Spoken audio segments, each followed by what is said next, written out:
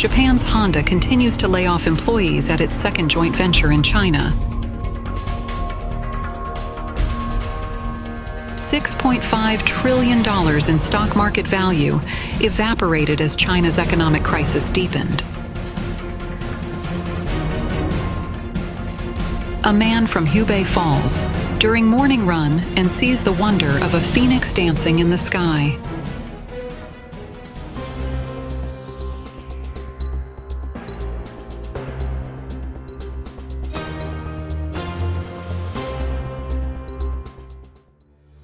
China's economy is in serious recession, with bad news pouring in and the wave of business closures and bankruptcies accelerating.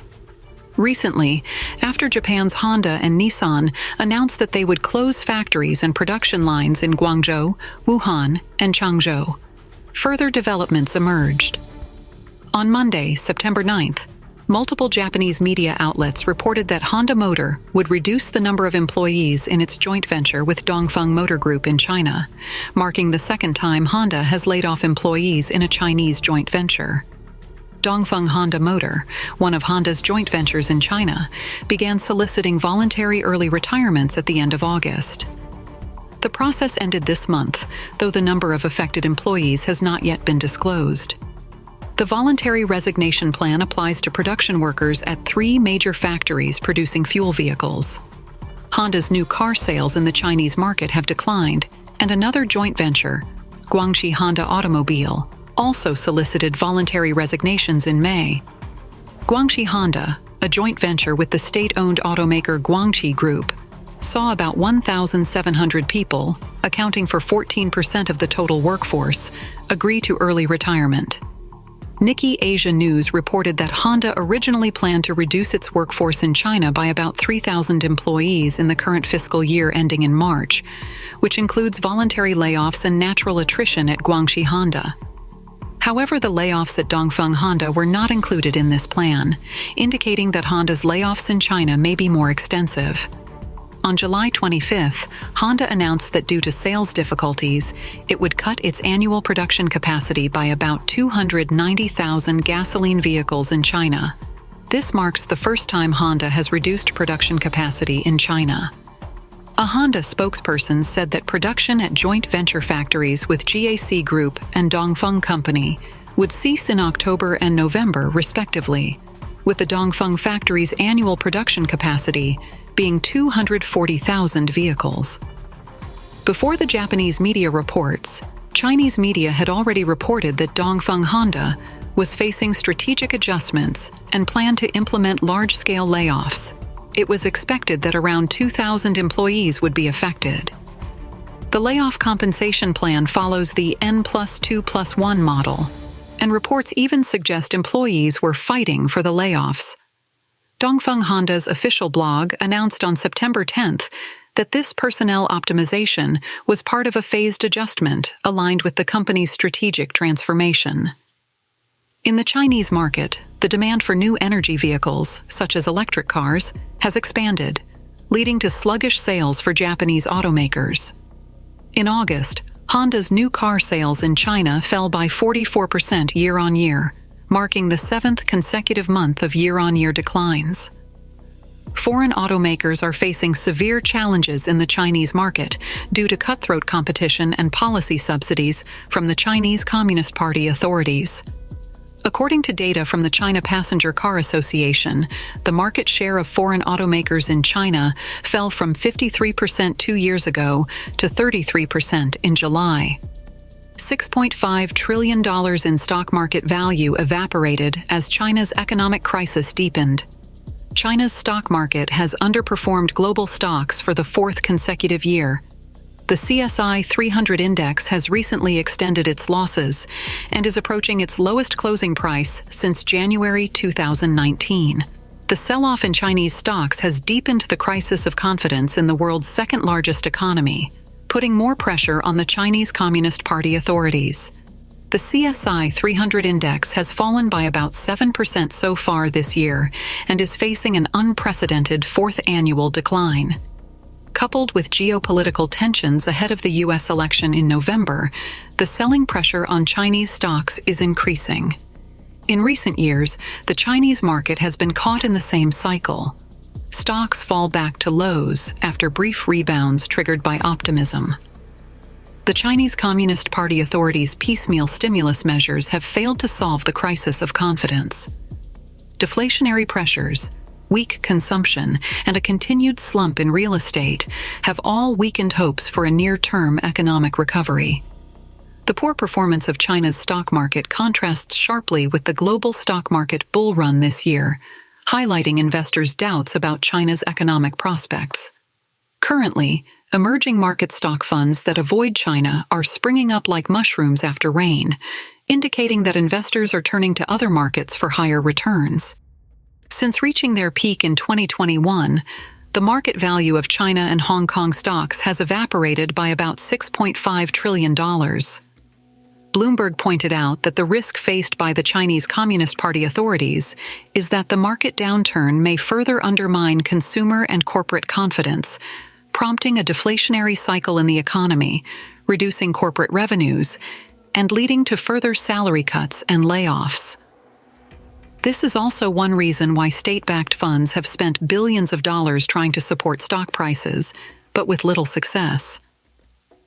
On Monday, September 9th, Ron Temple, managing director of Lazard Asset Management, told Bloomberg, "This is a surprisingly bad period for the market. The problem is that China's economic situation is worse than I thought 6 months ago. The longer the government refuses to take major demand stimulus measures, the longer consumer confidence will be damaged, and the harder the problem will be to solve," he said. Asian stocks edged higher on Tuesday, September 10th, as Wall Street's optimistic gains provided support, but fears of a Chinese recession continued to weigh on sentiment. Earlier, inflation data released on Monday showed that industrial product price deflation had intensified, and domestic demand remained fragile, which has continued to fuel calls for further stimulus measures from the authorities.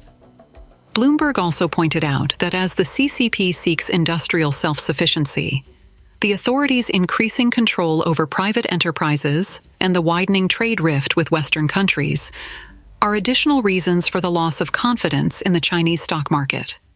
The CCP's reluctance to pursue economic policies that empower businesses means China will lack both the vitality of emerging markets and the stability of developed markets as it enters an era of low growth, which is bound to put the stock market in trouble. Stephen Leung, executive director of UOB Kai Xi'an in Hong Kong, said, "The investors I know in mainland China and Hong Kong are very disappointed. They are desperate and are cutting their already low-risk exposure."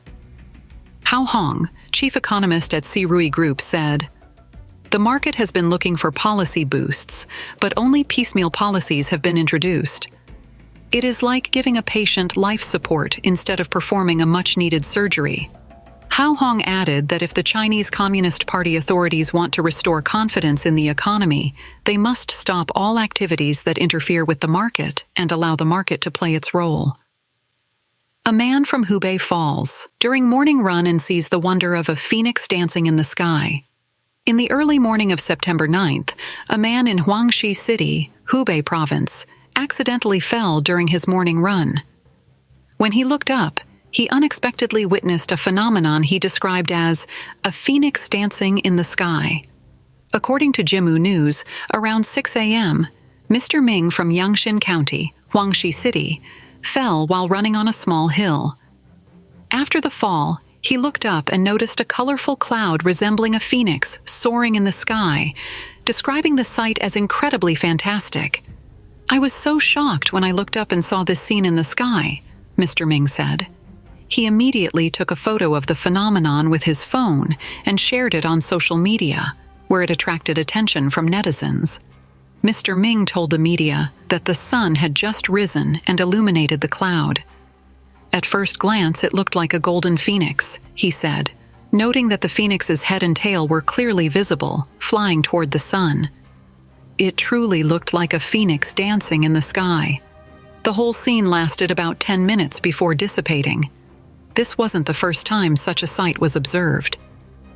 In November 2019, During the anti-extradition democracy protest movement in Hong Kong, a giant phoenix cloud appeared in the sky, resembling a phoenix rising from the ashes under the reflection of the setting sun. Photos of the fire phoenix cloud were widely shared by Hong Kong netizens on Facebook, with many praising it as the guardian of Hong Kong, symbolizing the city's resilience and rebirth from the ashes. Honda and Nissan of Japan, close factories and production lines, accelerating withdrawal from China. China's economy is in serious recession. Bad news is pouring in, and the wave of closures and bankruptcies of businesses in China is accelerating. Recently, Japan's Honda said it would close its factories and production lines in Guangzhou and Wuhan and withdraw from China. A month earlier, Japan's Nissan Group also officially announced the closure of its factory and production line in Changzhou, at the same time cutting production capacity in China and planning to withdraw from the nation as soon as possible. Also, in the past few days, Nippon Steel Group announced the end of 20 years of cooperation with Bay Steel and its withdrawal from China. The wave of leading Japanese, Korean, and Western corporations accelerating their withdrawal from China has been pushing a large number of workers and unskilled laborers in the mainland to the risk of long-term unemployment. Unemployment and poverty are returning, and the Chinese economy is on a steep decline. Japanese companies leaving China will take away some industrial chains, and the unemployment wave in China will become even more chaotic. Japanese automaker Honda Motor said on Thursday it will close a factory in China and stop vehicle production at another, amid fierce competition and falling sales in the mainland China market. Honda will close a factory operated through a joint venture, JV, with Chinese state-owned automaker Guangzhou Automobile Group in October, a company spokesman said. The automaker already produces the Accord sedan at the plant, which was established nearly 2 decades ago, and has an annual production capacity of 50,000 vehicles. Honda will suspend production at another factory in China that it operates through a separate joint venture with Dongfeng, the spokesman said, adding that the plant has an annual production capacity of 240,000 vehicles. The spokesman said Honda is facing difficult conditions in the world's largest auto market, China.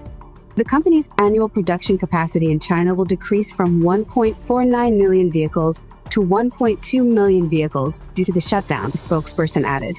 Previously, when Nissan Motor Group closed its latest assembly plant in Changzhou, China, it was a seismic incident in a series of failures that Japanese automakers have suffered in an increasingly fierce market. Japanese car sales in the country have dropped 20% from their 2020 peak. Nissan and its peers have produced cars in large quantities in China since 2000 through local joint ventures. At one time, Nissan was considered more successful than Toyota Motor and Honda in the Chinese market. They have poured resources into factories and dealers. Nissan's production output in China surpassed Toyota and Honda for 10 years until 2018. The Changzhou plant was expected to boost sales further. When it opened, China was Nissan's largest market for new car sales, surpassing the United States. But the price war waged by Chinese rivals has had devastating consequences. Nissan sales in China fell 16% to 790,000 vehicles last year, marking the 5th consecutive year of decline. Toyota's sales in January-May 2024 decreased 10% year-on-year to 630,000 vehicles. Honda's sales decreased 17% to 340,000 vehicles.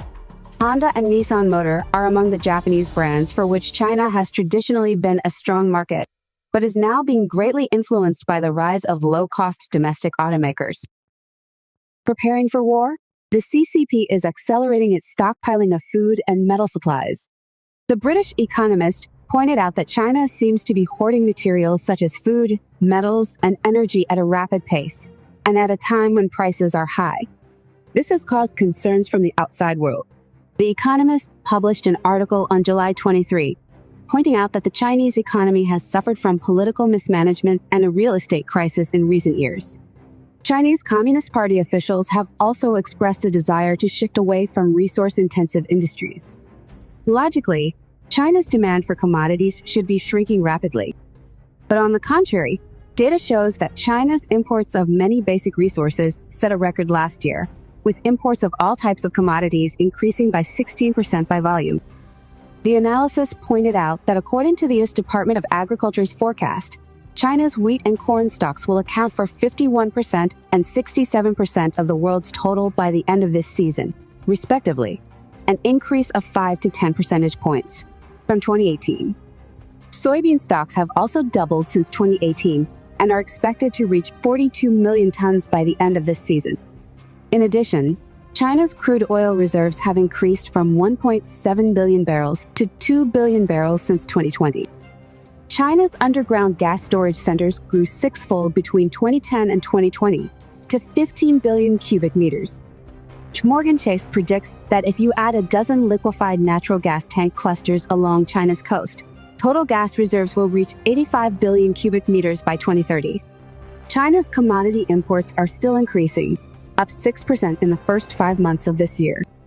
Given China's economic difficulties, this does not reflect an increase in consumption. Instead, China seems to be stockpiling supplies quickly, and at a time when commodity prices are high. Liang Xiaohua, an employee of Chen Chuan law firm in California, USA, said, "It is unreasonable to hoard bulk products at this time from an economic point of view, but it is possible that there are political considerations. Everyone can see that the decoupling between China and Europe and the United States is accelerating. China is not self-sufficient in food now, and energy is even worse, including natural gas, oil, and even coal, which is being mined and slowly exhausted. In this case, if it is blocked, China's economy will collapse more quickly, and even the entire CCP will not be able to survive, so it has to make some preparations." In addition to political factors, Beijing's hoarding of bulk commodities has also caused anxiety because food, energy, and other materials are strategic resources. Lan Shu, a current affairs commentator living in the United States, said, "The CCP is constantly increasing its stockpiling. If you compare this kind of behavior with those of its neighboring countries that are allied with the CCP, you can see the clues. What is Russia doing in these countries that the CCP has long-term alliances with? It is fighting. What is North Korea doing? North Korea is also clamoring for war. All of their aggressive behaviors are related to each other. What is the connection? The CCP is preparing for war." Liang Xiaohua added, "This sends a very bad signal to the outside world.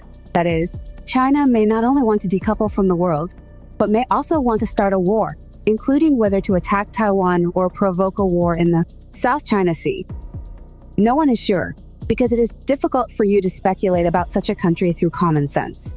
The Economist said that the current evidence shows that Xi Jinping's stockpiling is more likely a defensive measure, because the current scale is not enough to ensure safety in a fierce conflict. Liang Xiaohua noted, "This world needs to communicate and exchange with each other, including the inseparable economy and the international division of labor. If a country relies on hoarding some things, it will always have a time limit. Once decoupling occurs, once serious hostilities occur, it will not be resolved in a few days, months, or even years.